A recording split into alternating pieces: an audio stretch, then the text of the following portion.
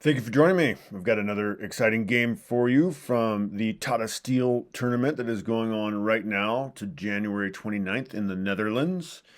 And we have this gentleman here who is from the Netherlands. So Anish Giri playing in his home country. And Anish, one of the top players in the world, ranked number 7. You can see his rating there, 2764. One of the strongest players in the world. He's been a Grandmaster, born 1994. And he's playing against world number 1 Magnus Carlsen of Norway. Has been the world champion since 2013. Anyway, let's go ahead and get right into the chess game. Anish Giri begins with pawn to d4. We have knight to f6 by Magnus Carlsen. So this is the Indian defense. Pawn to c4 now, and now pawn to e6 by Magnus.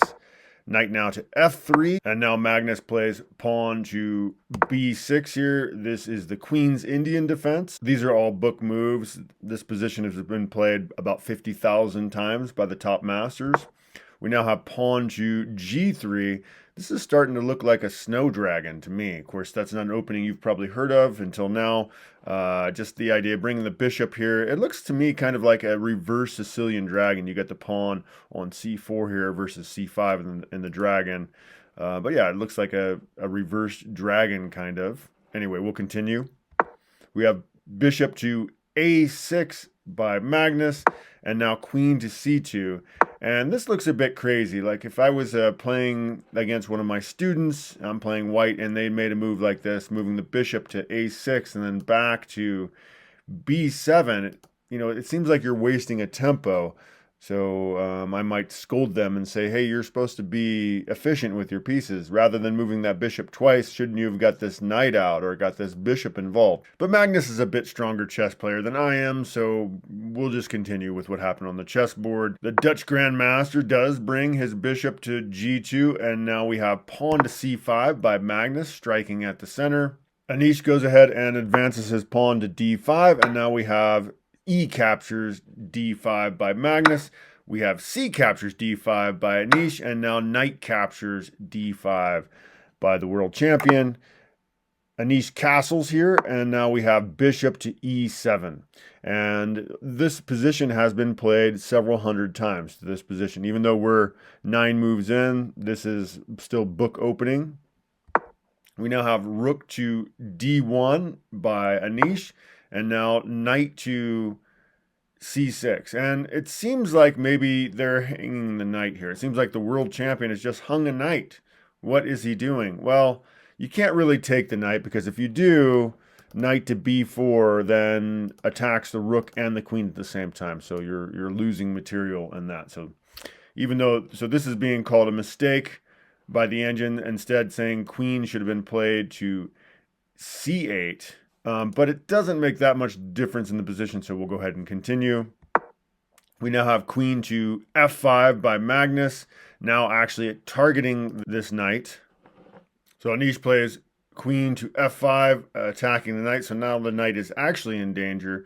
The engine says it's better to go over here to a4. A bit difficult to see why that is, so we're just going to continue with what happened on the chessboard. Magnus Carlsen goes ahead and defends his knight by bringing it to f6, best possible move in the position. And now we have pawn to e4 by Anish. And yeah, this opening has been played before. Still, this position has been played dozens of times to this point. So pretty amazing that we are 12 moves in, and this is just known theory still. This is the Queen's Indian defense Fianchetto Ninzovich variation, so it's still book really. We now have pawn to d6 by Magnus. Anish plays pawn to e5 here. So this is a fantastic move. Obviously you cannot capture with the pawn, as the queen would hang here. And if you capture with the knight, well, it wouldn't be defended, because so you could just take with this knight, and yeah, the pawn's not going to capture back because the queen is hanging. So Anish is going to go ahead and offer so Magnus is going to offer a queen trade here, and Anish accepts with queen captures on d7. We now have knight captures on d7 by Magnus. but now pawn captures on d6 by Anish, and Magnus has to move his bishop. Bishop to f6 is a fantastic square for that bishop, keeping pressure on the b2 pawn, and now rook to e1. Definitely a problem for Magnus. No castling for you, sir. You will not castle today.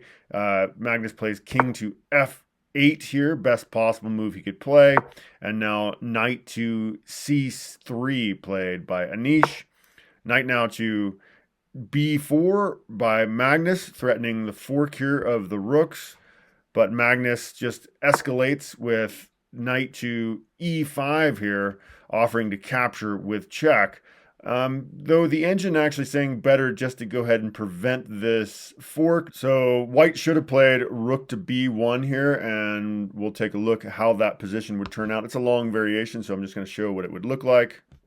And after a very long variation, after rook to b1, this is the way the position would have turned out, and this would have been a stronger way to play for white had everything gone exactly as the computer had planned, but that's not how things work in the real world. So let's just go back to what actually happened on the chessboard.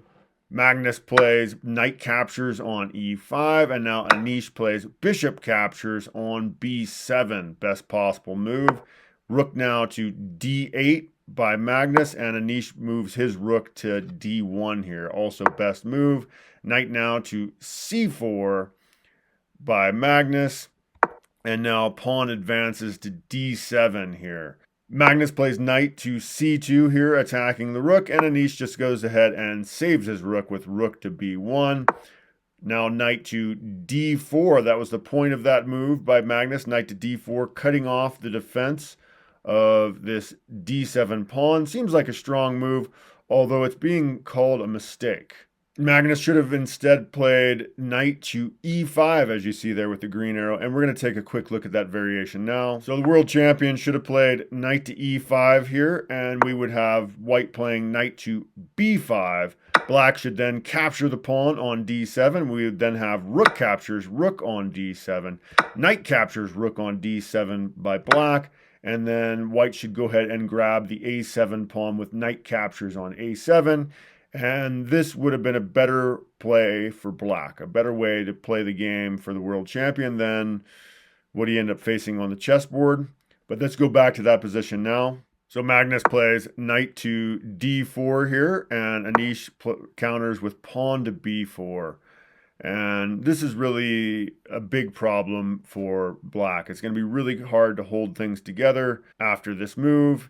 And, well, Magnus plays rook captures d7. Best would have been just to shore up the position with bishop back to e7 here. And we'll go ahead and take a look at that variation now. So Magnus should have played bishop to e7. And then white best move would be bishop to d5. Black should then play knight to e5 here. And then the pawn, of course, would capture on c5. We have bishop captures c5 by black. And now bishop to e3 would be best for white. Black should then try to trade off the knights with knight d to f3. White would need to capture with bishop captures f3. We would have knight then captures f3 by black. King to g2. Bishop then captures, bishop captures e3. King should capture the knight on f3 now, kind of activating the king for the endgame. And then black should play bishop back to c5 here. And this would have been a better way for Magnus to play. This is a possible draw here. It is possible that black could maneuver around and win this pawn. Anyway, this would have been a more resilient way to play than the way that Magnus actually played on the chessboard. But let's go back to that position now. So Magnus plays rook captures d7, and we continue. We now have bishop to d5, as we saw in the other variation by Anish, and Magnus plays knight back to d6. This is a fine move. It's a good move in the position, although saying knight to e5 would have been better here. We have pawn captures on c5. That was the problem with this position. And now we do have b captures on c5 by Magnus. Bishop now to a3. not really anything you can do about that pawn now. And Magnus goes ahead and plays king to e7. We have bishop captures c5 by Anish, actually saying it would have been better to go ahead and check the king here first. So yeah, this is being called a mistake. It's saying instead rook to e1, which drives the king to d8 here, and that's supposed to be better. But we'll continue with what actually happened on the chessboard. We have knight now to e6 by Magnus, best possible move, and now bishop back to b4 by Anish.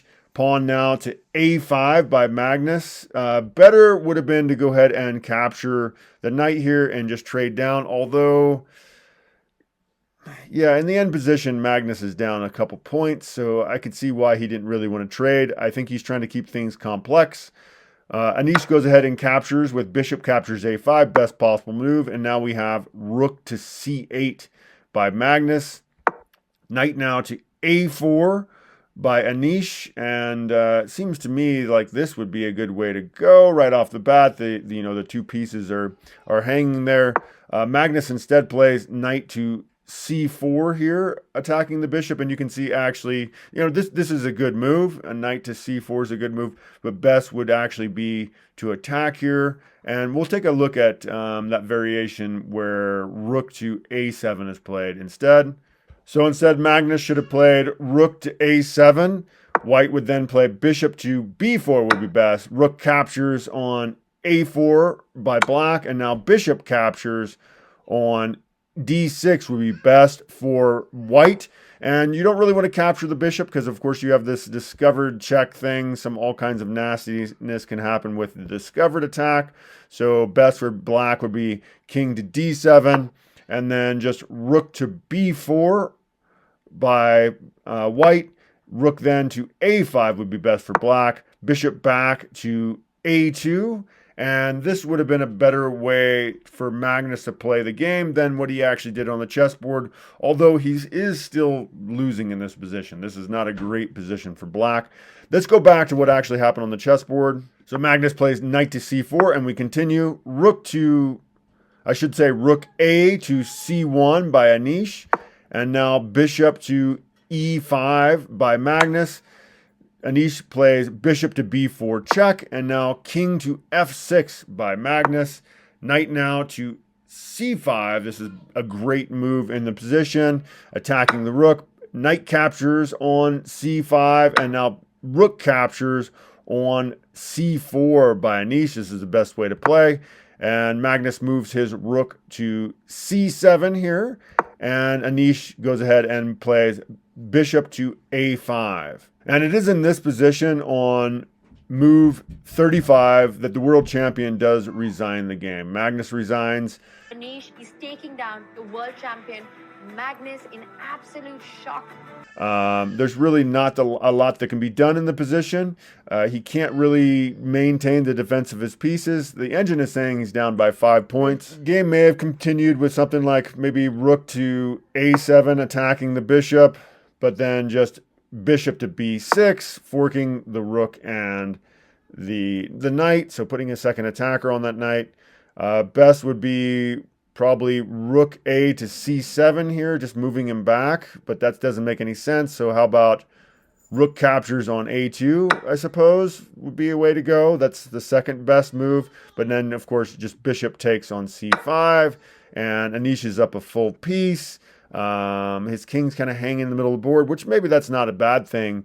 Although having two rooks and a bishop pair, actually it probably is. This is just not a safe position. Anish will have his way with Magnus. So, of course, Magnus, like I said, he did resign the game after move 35, knight to a5 here.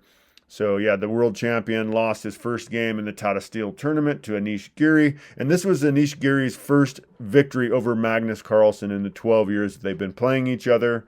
So, yeah, kind of the hometown hero wins the game. So, anyway, thank you for joining me for that. I hope you enjoyed it. Please like and subscribe, as I will be covering all of the decisive games of the Tata Steel and other tournament games as well. Please let me know if there's a tournament or a player that I should be covering. I'd like to know if there's somebody you're excited about. Anyway, thank you for joining me. Take care, everybody. Bye-bye.